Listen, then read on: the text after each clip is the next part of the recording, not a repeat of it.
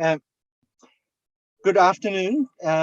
If you're listening the dialogue today on FORSEA channel from Southeast Asia or South Asia in India, Bangladesh, and other places. And I'm Zani. I'm hosting this dialogue series on democratic struggles across Asia. And I have a very distinct pleasure and honor to just one second. Let me just turn this off.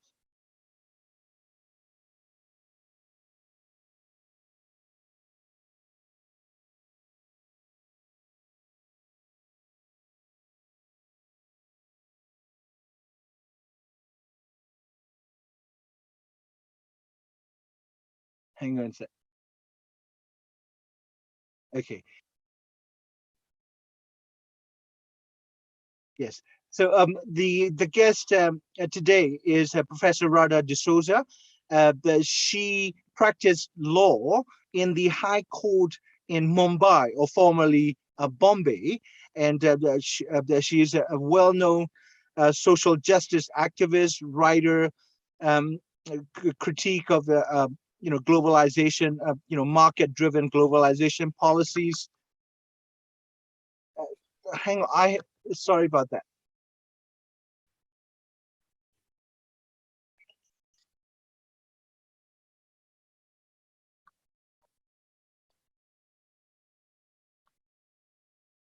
Sorry, Radha.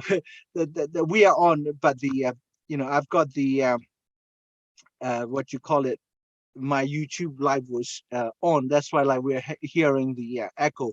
But anyway, Professor D'Souza teaches international law and geography at the University of Westminster, the law faculty in London. And after she practiced law, she did her PhD in geography at the University of Auckland in New Zealand. She's been at the University of Westminster for some years now, and she's also an acclaimed author of What's Wrong with Rights, a critique of liberal interpretations of rights. It's been published by Pluto Press, and I will highly recommend it. Today, she's going to be, talking about the historical and historic significance of Indian farmers' protest, believed to be the largest ever in India, where the protest movement, which began last year in reaction to BJP Prime Minister Modi's farm laws, the 3 farm laws that were couched as something that will give Indian farmers, millions of them, small farmers, the freedom of choice. So rather explain to us, what the farmers won in their, almost a year-long, often violent struggle against this, BJP regime of Modi. Okay, thank you, Zarni. Thank you for that introduction, and thank you for inviting me to contribute to this discussion. I will begin my answer to your question, first of all, by clarifying that this has never been a violent protest. And I think it's absolutely central to clarify that for a protest movement that has gone on for over a year now, and for a movement that has involved so many millions of people, 10 million who have just come to Delhi borders, over the last 1 year, about, 200,000 people who have actually sat there and protested, and from around the country, the solidarity action. So if you include all of that, it's half the country. And it has been one of the most non-violent protests. I think it's important. I meant, violent in the way the Modi government handled it. Has the repression, the state repression. Violent, repressive police tactics. Yes, that has definitely been, and they have thrown everything possible at it, including, digging ditches around the capital, Delhi, so that people can't protest and march in. Because just look at how this thing started. Yeah, all the farmers wanted to do was to go to march to Delhi to stage a democratic protest. This is all they wanted. But they were stopped. And every stage when they were stopped, there was, first the Haryana, the state through which they would have to pass to come to Delhi. So Haryana police stopped them. And then the Haryana farmers joined them. So, it actually increased the movement. Then the government dug trenches and ditches around. It was like a, war trench type of mindset, if you like. And then, of course, the farmers then decided they would squat there. And that is how the protest started. So, that is one thing. Now, coming to the BJP government on this, how did these laws there are several issues about democratic issues, about how the laws were made, what the laws are, and the extent to which the BJP government is responsible for this, and what is the shared responsibility for this. So, for one thing, that these laws were introduced as an ordinance in June. Now, you know that ordinance-making powers are given to governments under constitutions for extraordinary emergencies. Yeah. So when there is a sudden crisis, I don't know, a disaster or something like that, then governments can push through an emergency ordinance to deal with an emergency. So the first question that arises is, what was the emergency in June 2020, when this question of farm laws and agrarian reform has been on the table since 1995? So what was the emergency? There are commissions that have been appointed that have gone into it. They have made reports. Successive governments have tried to enforce bits and pieces of it, negotiate with farmers. So the question arises, what was the emergency? And what was the need to do it during a lockdown? Yeah. And so that raises the question of, the authoritarian character of this whole thing that is from the right go. Previous governments simply did not have the level of, repressive authoritarian mindset that is required to ram through something that has not been accepted for the last 25 years through an emergency ordinance. So this is the first thing. The second thing that to note is that no parliamentary debate was allowed on the laws. Yeah. So parliamentarians who opposed the laws were physically removed from the House. When they exited in protest, their absence was used to just ram through the laws. So this is again another thing. And we are seeing that this happened in a context where increasingly parliamentary debates are being shut down. Prime Minister's question time is done away with. And so, so there are all those kind of things that are happening, and that's the context for it.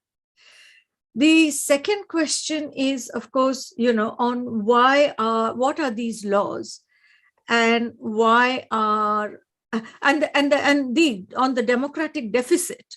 The third important issue is agriculture is a state subject. And you know that India is a federal constitution. It has different states, and agriculture is the domain of states. So the question is, how did the central government or the federal government assume the powers to legislate on something that is a state matter? Yeah. So there is a clear constitutional question there as well. But obviously what we are seeing is that the niceties of constitutions are no longer being respected. And this is not the only case that it has happened. So moving on to what are these farm laws? And what is it that, and why are the farmers opposing it? Yeah. So there are 3 farm laws that were part of the ordinance. And there is a fourth law on electricity reform of the electricity sector, which was introduced but could not be passed. Yeah, or has not been passed, let's put it. It's still very much on the parliamentary agenda. Now, the three laws are, one is called the Farmers Produce. It's a long name, but I'll just read it out for your listeners. The Farmers Produce Trade and Commerce Promotion and Facilitation Act. Now, in a nutshell, this may be called the Market Reform Law. Now, the Market Reform Law seeks to alter agrarian markets, as you said very rightly, in the name of giving freedom to farmers and in the name of unleashing competitive forces in the agrarian markets so that, there will be price competition. And this is a classic neoliberal concept. Yeah, open it up and the markets will decide the price. And obviously, this is very problematic because the media, and I'll come to the farm sector itself and how that works in India in a bit. But this is very problematic because farmers will have to compete with corporations for prices. And we know that corporate practices can, through purchasing in large scale and through price competition and price fixing mechanisms, push prices down. And we know this around the world in all the sectors. The other law that was passed is called the Farmers Empowerment and Protection Agreement on Price Assurance and Farm Services Act. In a nutshell, this is contract farming law.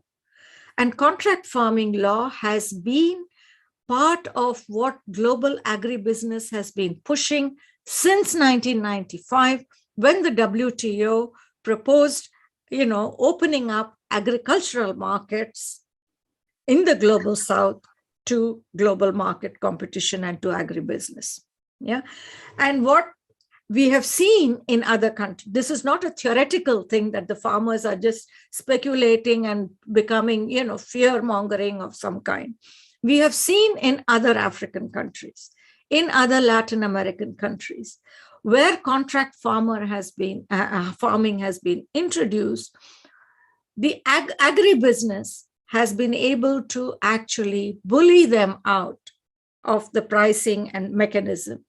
For example, tomato farmers in parts of Africa, the corporation will prescribe that every tomato should be of a certain size.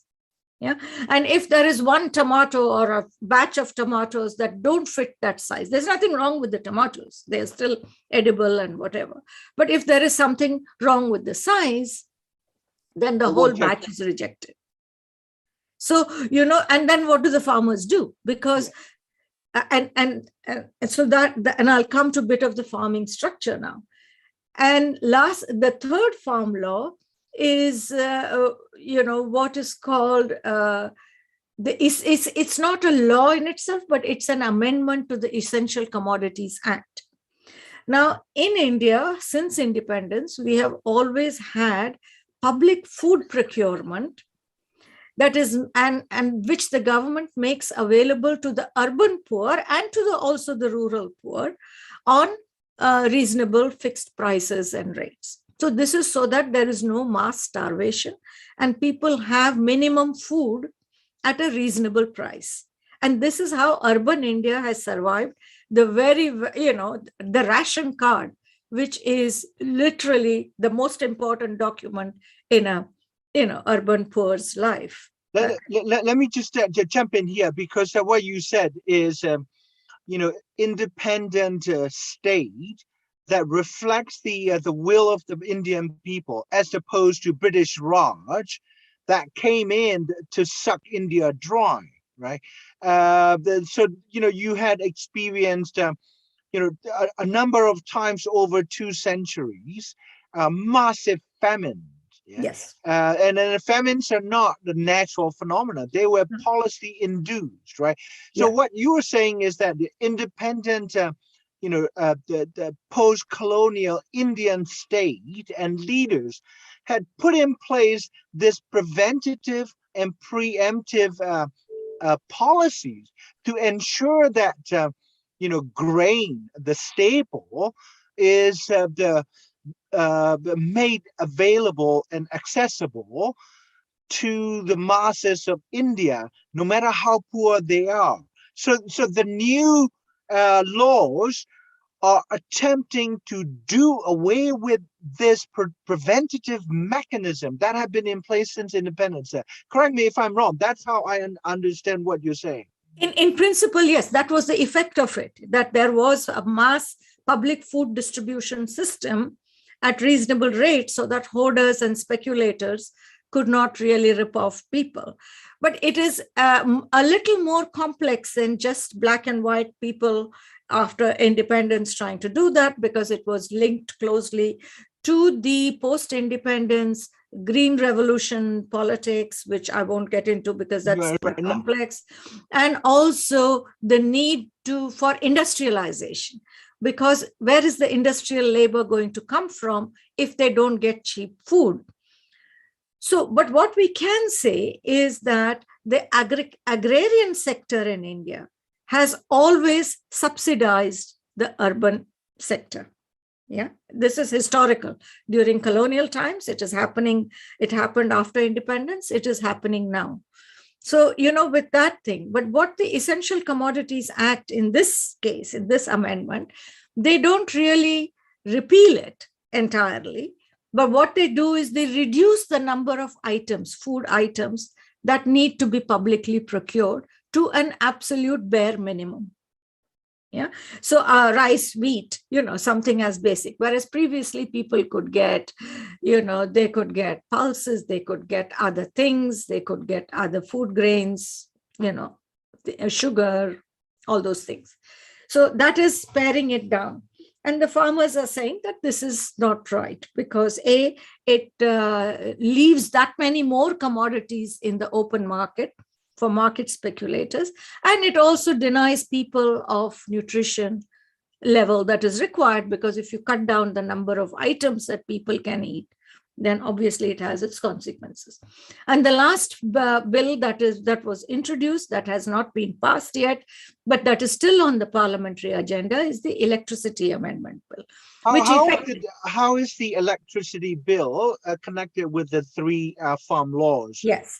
What the electricity bill does is it privatizes electric supply, and which means the prices will go up. And a lot of farmers depend on electricity. They need electricity for water pumping, for various agricultural operations, and that will automatically increase the input costs. So fertilizers prices will go up, water prices will go up. All the input costs into agriculture will go up if electricity prices, because it's a basic commodity. So far, electricity has been treated as a public or common good, right? The state is the major supplier, right? You've got national grid, and the electricity is supplied by the publicly owned utility companies. Am I correct? Or not entirely. Not entirely, because this is again another thing that one needs to understand, why we are seeing this kind of authoritarianism in India. Because piecemeal, previous governments have tried to do it, but it has been piecemeal, because as I said, no government has been able to take on the entire population. And India is 1/6 of humanity. Don't forget that, Zarni. Yeah? 1.5 billion. Yeah. So we are 1/6 of humanity. Right. So it's not just one country. And so previous governments dithered.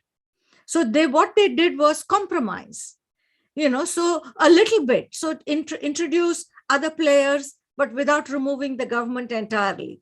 Strip down the powers of state governments so that state electricity boards are all weakened, and run down the state sector to a point where the public will start saying, okay, we don't care who runs the electricity, whether it's private or public, as long as we get power on lines. So, it has been that. But this government has been in a position of authority to ram down things that other governments have not been able to do. So this is opening up the sector. It has been done piecemeal, but it has now become a comprehensive kind of thing. And you should also keep in mind that this price of electricity and this kind of competition in the agricultural sector, which they are trying to open up to agribusiness, comes in the context of agrarian distress, which has increased since 1995 and the WTO reforms and the agreement on agriculture. Yeah. And that distress can be gauged. The level of the agrarian distress can be gauged by the fact that there are estimates that 28 farmers commit suicide every day. Yeah. 28 farmers a day commit suicide.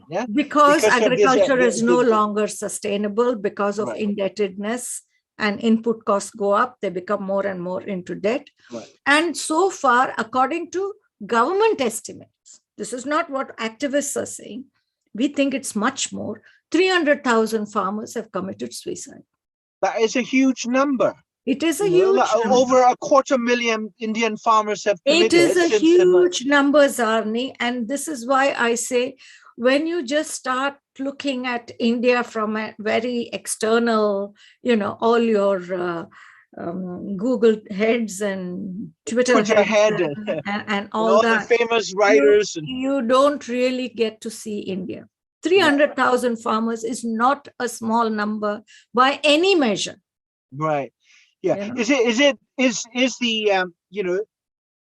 Is the distress induced, the suicide cases, or are they related to the weaken or the stripping away of state agricultural support systems, like agricultural financing, also the protection of farmers from market manipulation by big, the capital owning corporations and agribusinesses, both in multinational and Indian. Why? Obviously it's not related to simply drought or crop failure, right? No, it's not related to drought or crop failure. It is related to, I would say, and others may have other views on this, but I would say since independence, reform of the agrarian sector has been one of the big priorities, and not only for India, but for the global development agenda. Yeah, that is how we got Green Revolution. And the whole logic at that time was that by somehow modernizing agriculture, by using chemical fertilizers, by using dams and water from irrigation systems from dams, by using electrification, by using all those modern techniques, then somehow India is going to become a global agricultural powerhouse. Yeah, but this has not happened. And that is where, your agricultural loan systems, World Bank was very much at the forefront of pushing for some of these agendas, etc. Agricultural banks, rural, insurance, all these modern ideas for modernizing agriculture was pushed by international organizations and by federal governments. Yeah. And what that has done is, when globalization happened, these people were suddenly landed with these very high cost production, and the price was falling because price competition meant that there were no, protections available. So water prices went up, fertilizer prices went up, all those prices were going up, but the sale of their goods was being exposed to open market competition and it was going down. So farmers were in debt. And very often the only personal solution they could find to the crisis was to take their own lives. Yeah, and on top of that, the actual provision of agricultural support, in terms of agricultural loans, seeds and fertilizers, right, at subsidized prices. So the state is moving away from, providing safety net, economic and social, to the farmers. And then that coincided, or maybe not coincide, that is triggered by the neoliberal thinking that the state has to wither away and the market has to take over, right? And so this isn't like an accidental development. This is policy induced. No, not at all accidental. It is not at all accidental. And I think one should also flag up, when we are talking of agrarian distress and farmer suicides, that it is the women who pick up the pieces from these suicides, because the women are then left, and one should not forget this, the rural women who are then left with, children to feed, a farm that is not viable, the man who's the main laborer on that farm, is no longer there. And so it is also causing a lot of distress for rural women. And I think one shouldn't forget that aspect. And it is clearly not accidental. It's not accidental because the WTO has been pushing India to, open up agricultural markets. The initial reaction of the state was, oh, we need time because we are an agrarian country and therefore, our farmers, they will be under distress, etc. So they bought time, but you can only postpone a thing for that long. Yeah. Then they said, oh, but we are trying to do food distribution. They introduced legislation for right to food. And they said, oh, we need to have procurement rights for food distribution. But, that was, again, a one way of trying to mitigate something. But in the last Bali negotiations, they completely caved in and opened up the whole sector. Taking a sort of historical approach here, because I am from Burma, and we studied the political economy of agriculture under the British colonial rule, and often what we found is the farmers were at the bottom, although they have subsidized, any type of urban population, administrative cost and whatnot, right?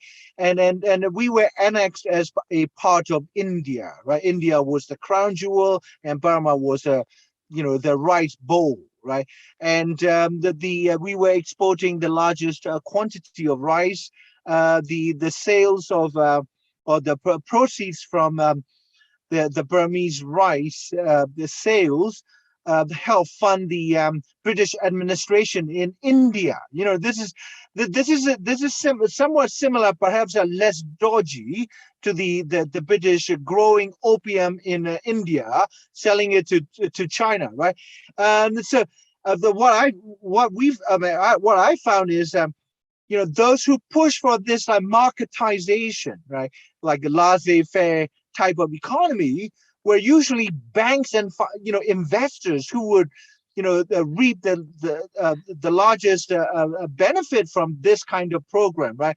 Like Lloyd's banks from England, using Chittia money lenders from Tamil Nadu that came to Burma, and then it creates all kinds of havoc. Yeah, and then so when you said WTO has been pushing Indian government to open up its markets, right? Who were the actual actors externally behind this push for, the neoliberalization of Indian agricultural farming sector? And then the second question I want to ask is, what is the ownership structure? In the farming communities, like you've got hundreds of millions of Indian farmers, right? What kind of land holdings? Yeah, what kind of relationship do they have with the land and the money classes? Yeah. Okay. That's two very different questions. As far as what are the push factors for this? Yeah.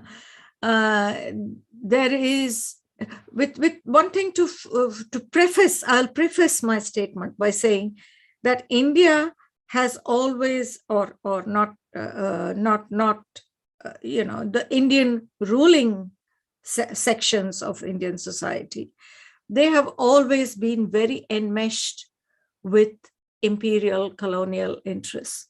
This is local Indian elites that, local Indian elites with great ties to the Western powers and the society. And British colonialism, Zarni, was impossible without what I call the British Brahmin alliance, because it was that alliance that was central to the consolidation of British rule, and of course the soldiers, because Indian army was the backbone of British Empire. They went to every part of the British Empire. Yeah, Burma, Africa, everywhere. Singapore, you name it. There is no part. So India became the base for Britain to then go to Aden, Iran, East Africa, everywhere around the world.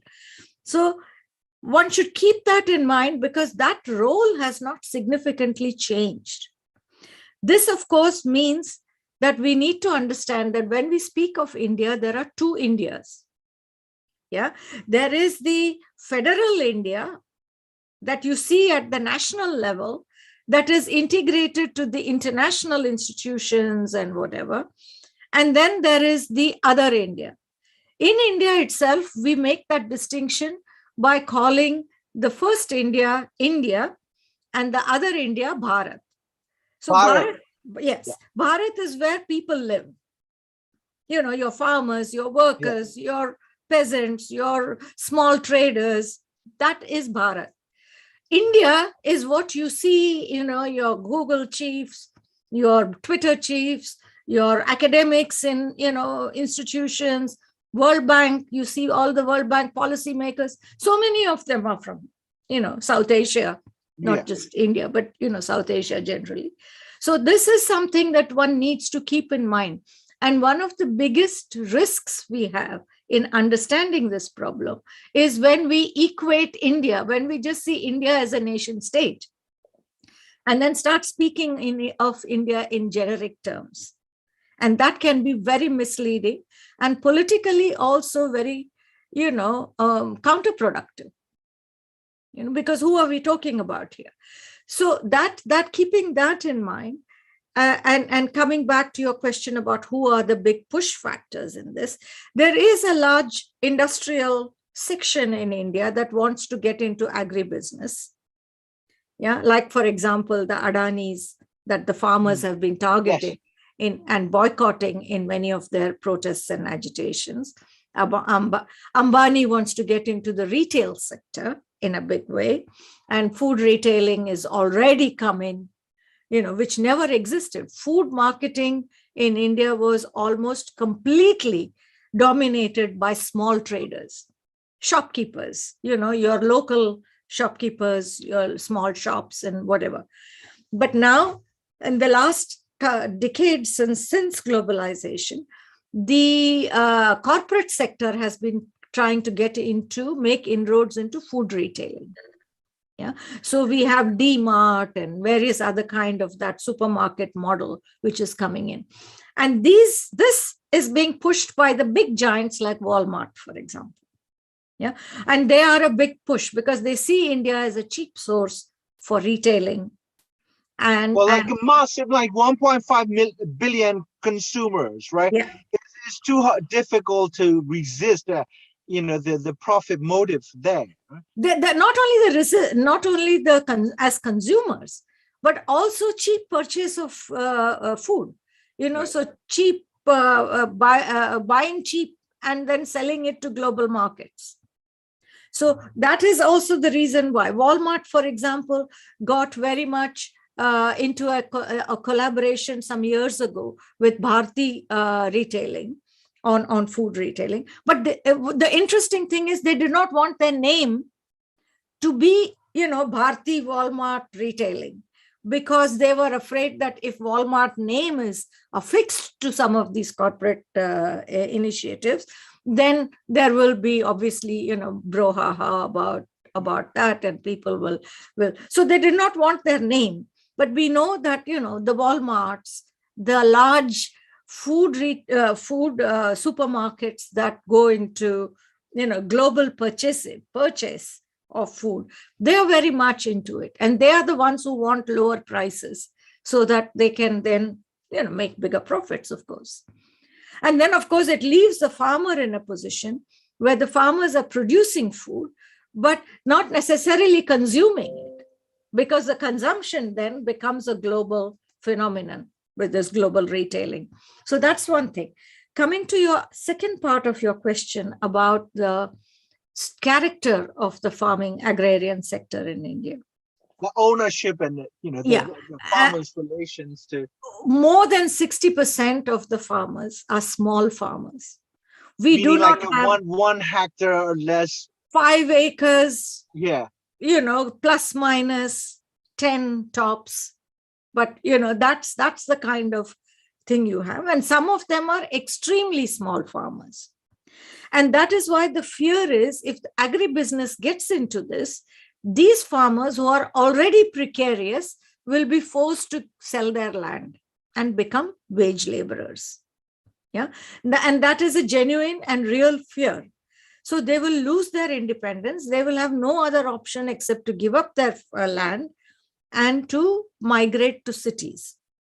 Now, talking about migration to cities, I must also point out, Zarni, that before the farm laws were introduced, the government, in a similar fashion, rammed through what is four laws relating to labor, urban labor, and it's called the labor codes. And the labor codes effectively remove the ILO tripartite structure of collective bargaining and all of that. They remove the state from all regulatory things, factory inspection, safety, occupational safety, hours of day, etc. They increase hours of work. So the urban labor sector is already being pushed down. So imagine if all these farmers who are dispossessed of their land come to the urban areas, what happens to the urban labor market? Yeah, I think it is important to see both these reforms, the urban labor reforms and the agrarian reforms, and read them together. And not many experts are doing that. Yeah. So what you're saying is like the strategic logic behind these reforms. When you use the word, or anyone use the word reform, it connotes something forward-looking, positive, beneficial to the recipients, right? I mean, this is the brilliance and obviously disingenuous usage of the word reforms. Yes. Reforms are not meant to benefit the working farmers or laborers but they are meant to benefit the capital owners, right? And so when as you put it, it's very clear. The labor reform laws, farm reform laws, they are strategically and organically connected to keep the wages down, right? And then when you keep the wages down, the corporations make a bigger profit. Simple, right? And they get the land because there is, and they get the land because there is. Landless, that they have nothing else but to sell their labor at the buyer's price, right? Yeah. That is, and it causes mass humanitarian distress. Not everyone who has to sell the land will be able to jump on a dinghy and land up in Italy or Greece. That happens to a small sliver of people. The rest of them, is basically, there is no hope. And that is what is driving. One must understand, 1 year people have stuck to this because they understand that the realities on the ground. So the Indian farmers have responded to or reacted to the agrarian distress wrought by the different national and international actors working in unison, for profit maximization, if I may, by on one hand taking their own lives to the tune of 300,000 farmers so far, 28 a day, as you put it. And the other option, on the other hand, is a very organized political movement. 10 million farmers from Punjab and other parts of India descending on India's capital, confronting the Modi's right-wing government, and the public has backed the Indian farmers' struggle, right? Yes. So, where do you think in other words, in what specific ways Indian farmers' latest victory over this authoritarian populist regime or Modi is significant? There are, I wouldn't call this a victory yet. But has he not repealed? Because he offered to make it just amendments, meaning he offered to tinker around the edges of the laws, but he was forced to repeal them all, right? I think I'm very grateful to you, Zarni, for raising this question of repeal, because we need to clarify what that whole thing was about. And the global media has just been going on, regurgitating, oh, the laws are repealed, it's a victory for the farmers. But the farmers themselves have been very cautious about it. They have not really rejoiced it, as victory in any way. You can see that the agitations continue, the protests, they still carried on with their annual one-year thing. And why is that? First of all, I don't know how many people have actually heard what Modi said, when repealing. He said he was apologizing to, quote unquote, the nation, not the farmers. He was apologizing to the nation. What was he apologizing for? Not for introducing the farm laws without talking to the farmers, but he said that he was apologizing because he was unable to convince a small section of the farmers about the importance of these laws. Yeah.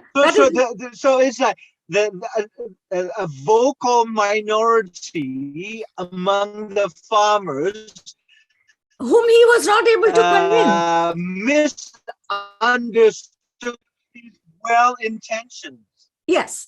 So that is what. So you have to ask, who was he? So he put it on the farmers. Yeah, no, and who was he apologizing to, and what for? Because it sounded, if you read the subtext, that he was apologizing to the Adanis and Ambanis for not having been able to successfully ram through these laws. And they have not given up the possibility of reintroducing it in new forms or reintroducing it again. So they are not saying, we are repealing the laws, we will talk to all of you, and we will take on board and have a consultative process or whatever. They're not really saying we will respect the commissions that have made recommendations in the past. For example, farmers have said that Swaminathan Commission report, which was, appointed by the previous governments, should be implemented. They're not saying, yes, we will respect those commissions because they were also by the state. Yeah, so they're not saying all of that. So that is one part of it. The other part of it is you have to understand that this government, that we have not seen this level of authoritarianism ever. Yeah, it's not like India has not had authoritarian governments before. Indira Gandhi tried to introduce emergency, all of those things. But this level of authoritarianism we have not seen, because this is also global desperation. Yeah, if they don't ram through these things, this will be on the back burner and simmer away for the next 2 decades, as it has done for the last 2 decades. So they have complete global support and solidarity over this. Yeah. So nobody in the international domain is talking about authoritarianism in India, democracy in India, doing away with parliamentary procedures in India. Nobody is talking about all these things. If you look at the level of hype that you hear about, I mean, I'm not saying that China is any great or anything. They are also have their own authoritarian, the issues. But the way the global powers are talking about, they don't, everything is China. China is doing terrible things to Uyghurs, but nothing. Let's not speak about what India does in Kashmir. China is doing terrible things to its labor workers. Let's not talk about what we do to our workers. So, this has been a kind of standard. And if you go into that, India has become completely part of the military industrial complex of the allies. Yeah. In the last 10 years, the number of defense agreements or since end of Cold War, the number of agreements, treaties, intelligence sharing, securitization. So once again, as during the British Raj, India is emerging as the global military power. Now, as long as it remains that way, the Indians from Bharat, not the Indians from India, the other India. The other India, we depend entirely on global solidarities. Yeah. And, because this military industrial complex people are not going to come and support farmers or support workers or whatever. And I think that is where the international solidarity becomes extremely central. And I have always insisted that solidarity of South Asians is an absolutely essential condition if we are to have any freedom at all, because, and I have written about this, Zarni, that our history, we are tangled whether we like it or not, and therefore our destinies are tied together. Yeah, I think, as you said, the British Brahmin alliance in the days of the old Raj, right? So it re-emerges in a different manifestation now. Yes. The push actors from outside, right? With their profit and military strategic interests, in cahoot with the Indian, international jet setters, the elites of New Delhi, Mumbai, Kolkata, and the Indian Silicon Valley, right? And so, do you not see any difference when Biden is in power as opposed to Trump? Trump and Modi had this love fest, if I may use that word, like Trump and the first lady came to India, and Modi threw a huge party for him, and then he went to Texas, with Donald Trump and all that, and so you don't see any difference in the way, say, the United States deal with the character of Modi government. I can understand, Trump, the populist right wing, really nasty demagogue, holding hands with Modi. But now we've got Joe Biden, whose agenda explicitly is, democratization. Like, we are different, we are democracy, we're going to revive democratic institutions, and he's holding, this 100 nation the democracy conference this month, as a matter of fact. You don't see any difference between the Republican right wing and Democrats in power? The difference is not in substance. The difference could be style. The difference could be inflection. And yes, Modi had a love fest with Trump, but he has had a longer love affair with big American corporations. So sometimes, it used to feel in his early days in 2014, when he went on all these trips to the US and wherever else, like he was on CEO of, the Indian captain of Indian industry or something. And so that love fest continues regardless of Biden or Trump. the big mega corporations, Clinton Foundation, all those kind of things. The other thing is about the Biden administration's democracy thing is partly the Democrats have always been warmongers. Let's make no mistake about it. So this whole thing with India's integration into the Western allies and their military complex is part of the pivot to Asia strategy, which was Obama's strategy. It was not Trump's strategy. Yeah. So Obama started that, and in that encirclement of China, India is a very, very key component. Now, coming back to the farmers' issue, if you see one of the things, and this is why I think it's important we don't discuss these issues in silos. One of the things that the government has done is increase the jurisdiction of the border security force to 50 kilometers inside the border, which is large parts of Punjab and, the northern. You mean like the Kashmir area? The whole, and big parts like of Punjab. Northeast as well? Yeah, yeah. And I mean, the border security force jurisdiction is around all the borders. And you have to ask why, and why do it at this stage? And obviously it's going to have huge implications for the farmers' movement in Punjab, because that whole territory will become, and military occupied almost.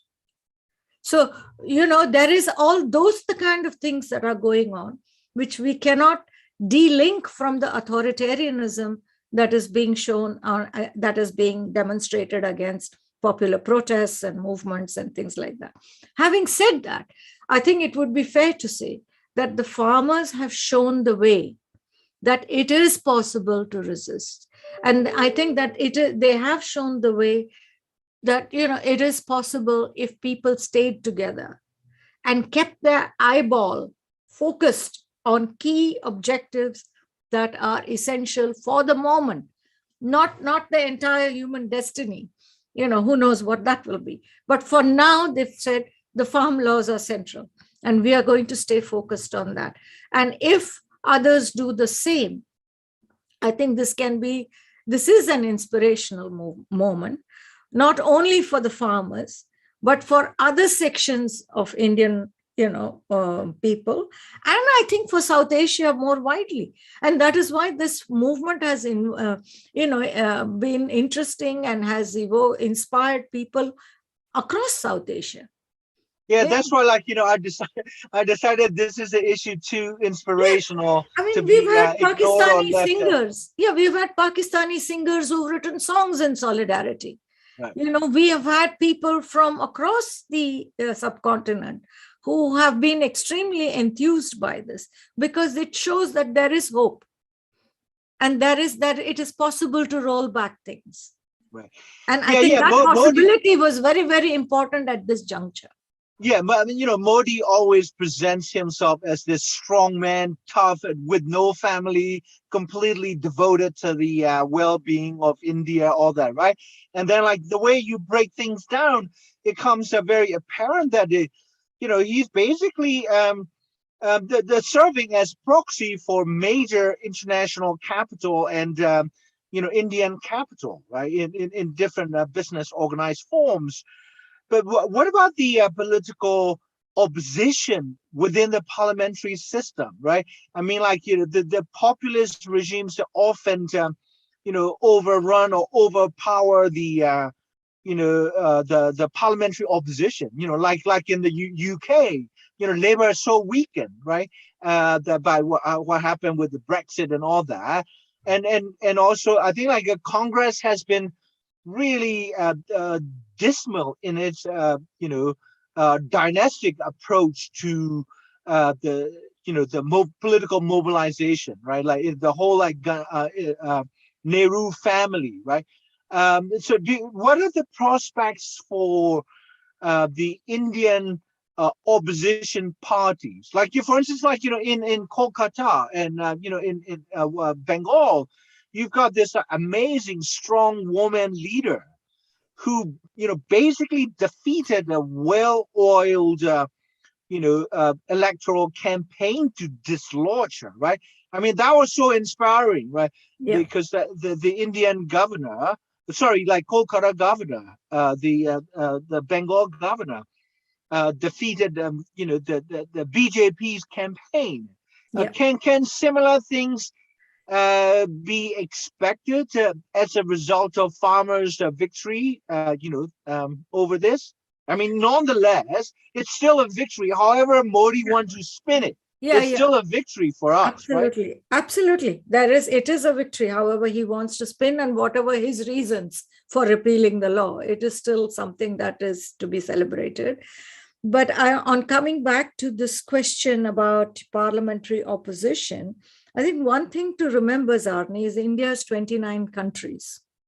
Every state is its own linguistic, based on its own language and culture and tradition and so on.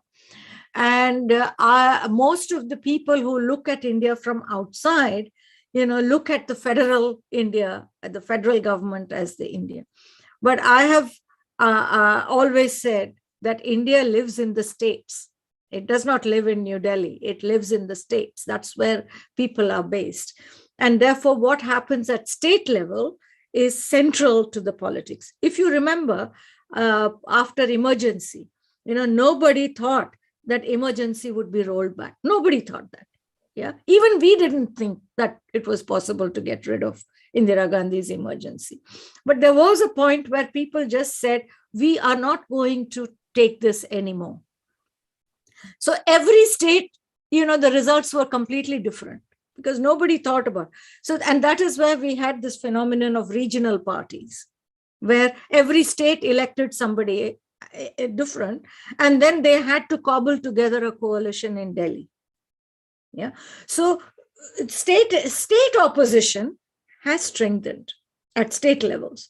So if you look at opposition party in Delhi Parliament, no, they are completely flattened now. But if you look at the opposition movements within states where people actually live and where state legislators have to actually confront people, there we are seeing some shifts. And obviously the farmers, as well as those who are not farmers, the democratically minded people and many others are, pushing on, hoping that the states, there are 4 elections coming up now, and they are obviously hoping that what happened in Bengal, what happened in Tamil Nadu, what happened in some of the other southern states will also repeat itself here. And but we'll have to obviously wait and see, because we are also very aware that there is the democratic protests and there is the democratic sentiment that is there at state level. But we also know that elections have been extremely securitized, technologized. There are all kinds of Cambridge Analyticas and God knows who else involved in what the US called at one time, creating election markets. So that's what they've been doing for the last 2 decades, creating election markets in which there are private players who, and one can't be oblivious about these kind of things. So yes, there is the hope. There are the people on one side, and there is hope at state levels that things will change.